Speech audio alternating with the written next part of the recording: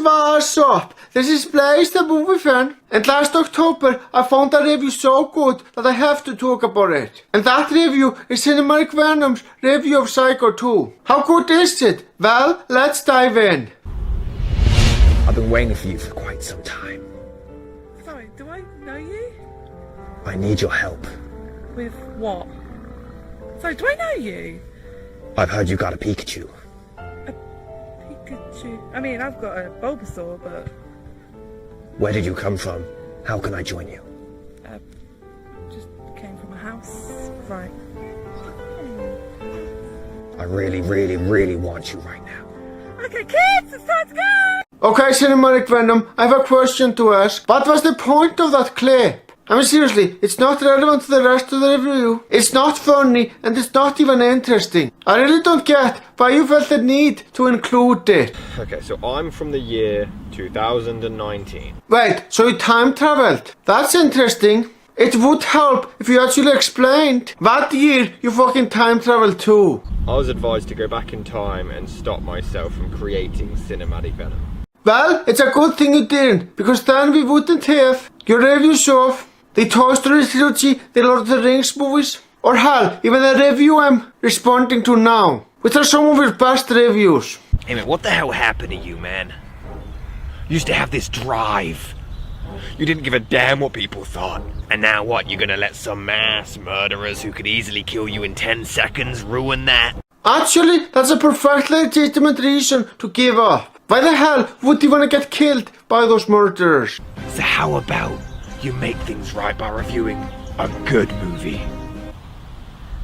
A lot of them have been good, so that doesn't really make sense. True, but if I browse through your channel, I can find far more negative reviews than positive ones. Of course, there's nothing particularly wrong with that, but reviewing a movie that's actually good is still unusual for this channel. Why don't you look at a movie that isn't talked about very often and defend it? Defend a movie, not just review a good one that everyone knows is good. How about you defend a great film? I like the idea of defending an underrated classic, but there is a problem.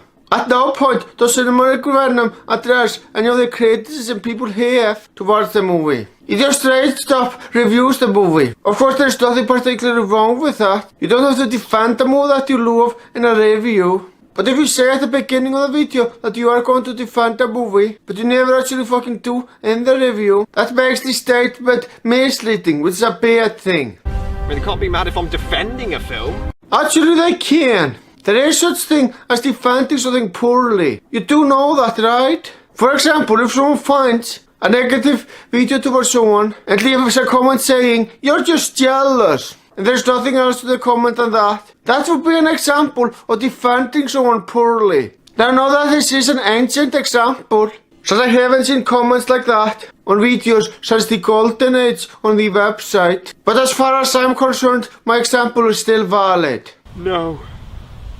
That's not true.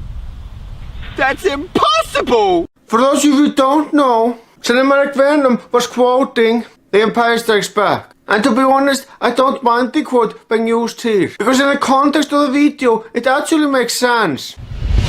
No. That's not true. That's impossible! What was the point of that clip? All you did was repeat what you already said in the other clip. There was literally no need for that clip, and it was just filler. Anthony Perkins originally turned down the chance to reprise his role, but once he read the script, he quickly accepted, which is a good thing because Christopher Walken was nearly cast in his place. Nah. Honestly, I think that would have been fucking awesome. He's a great actor, in my opinion at least. Filmmaker Quentin Tarantino even said that he loves this film so much he actually prefers it to the original. You know, considering that he is my favorite director of all time, I find it interesting that he likes this movie more than Psycho, which is a movie that's considered a masterpiece. You know, your movie is good when you can impress the greatest director of all time. And Jamie Lee Curtis was actually nearly cast instead as a throwback since her mum was slashed to death in the shower scene in the original. You know, I would actually fucking love to see her in the movie. And I mean as a major role, not a cameo. He's been cured of his insanity and is once again released to civilization, returning to his home, which by the way is the original set from the first film. And it really does look so cool to go back there after so many years have passed. Yeah, honestly, I think it's one of the greatest movie settings of all time. By the way, people at the diner are fully aware of Norman's past, and yet she still trusts him enough to go back to his house after working with him for one day. I mean, this movie takes place over 20 fucking years after the events of the first one. It is very possible that he has changed since then and has become a better person. I mean, you don't get on someone's case for something that they did a long time ago and don't do anymore. Would you? That would make you an asshole that can't let go of the past. Are you satisfied, Doctor? Turning a murderer loose on an innocent public? Mrs. Loomis, Norman was not convicted of murder. He was found not guilty by reason of insanity. Yep, actually incredibly realistic. Oh, you murdered loads of people? Well, I'm sure you feel bad about it. Off you go. What's that? You smoked pot? 20 years. Yeah, I never saw the logic behind drugs being illegal, but smoking and alcohol being completely legal. It never made any sense to me and has always been fucking stupid. Too scared to come into this house. Why? Well, she claims that she saw her boyfriend murdered in your fruit cellar today by a large woman dressed in black. That's just how your mother used to look, isn't it, Norman? Well, what were they doing in the cellar anyway? Way to prove your innocence, mate. You're being accused of murder and that's your reaction? There's nothing I can say about the point itself, but I'm gonna talk about production for a little bit. It's fucking raining, I can clearly see that. Yet, your camera is totally fine. My camera cannot handle rain. I always have to use a fucking umbrella when recording in rain. Not only that, none of the cameras that I've bought over the years can handle fucking rain. I'm jealous of you, man. I really am. And of course it wouldn't be a Psycho movie without a long, unnecessary exposition scene at the end to explain everything we've already seen. Okay, the exposition in the first Psycho movie was not for the audience. It was for the characters in that movie. They were trying to figure out who the hell murdered that girl after all.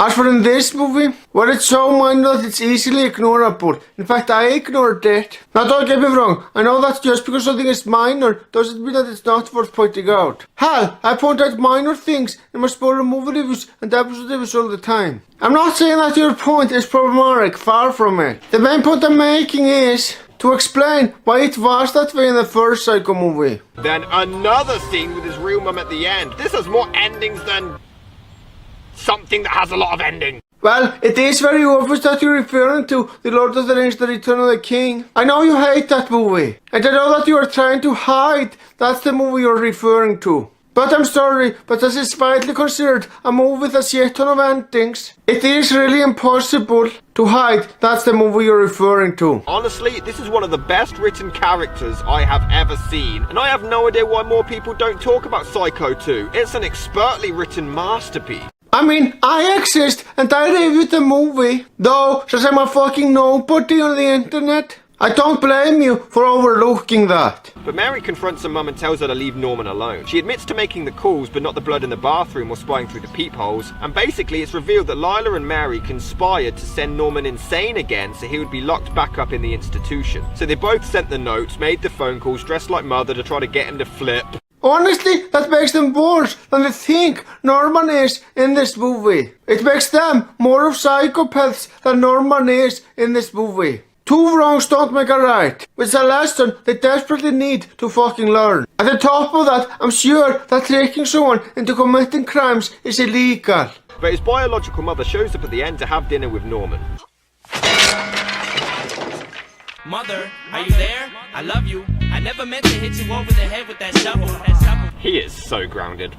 That audio you used is so fucking funny. As for your actual point, yeah, I really don't buy that this is his mother. The thing is, you don't really buy into the real mother thing, so you're positive it's Lila, but then she goes and gets murdered. Way to throw us a curveball. So you agree with me that his mother really is dead, and you don't get to see his actual mother in the movie. Fucking awesome, I'm glad we agree on that.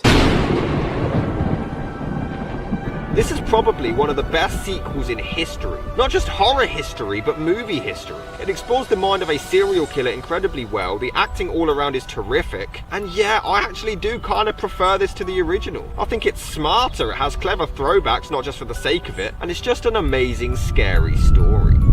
One of the greatest sequels of all time. I wouldn't go that far, but I definitely agree that it's one of the greatest horror sequels of all time. And yeah, this movie is very fucking awesome. It does suck that it's overlooked so much, but well, there isn't much we can do about it.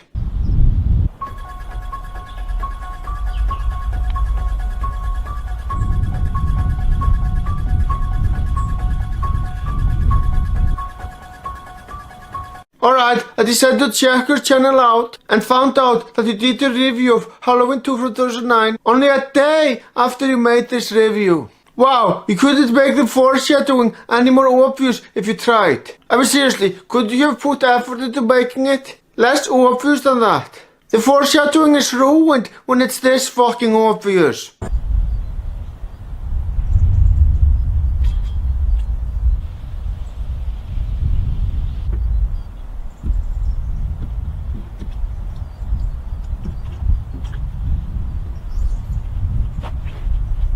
I will admit, seeing a serial killer using the tools on the fucking playground is funny as all hell. Now it's time for my overall thoughts. If I were to make a top 5 favorite reviews of 2019, I'm not going to, but if I were to do that, this review would be on the list for sure. What I love about it the most is the fact that Cinematic Venom was praising an overlooked classic. And you know what? I totally agree with him. The movie is seriously overlooked and more people need to talk about it. And Cinematic Venom, this is your best review of 2019, so congratulations for that, man. Well guys, here is the end of the video. Thank you for watching and have a great day.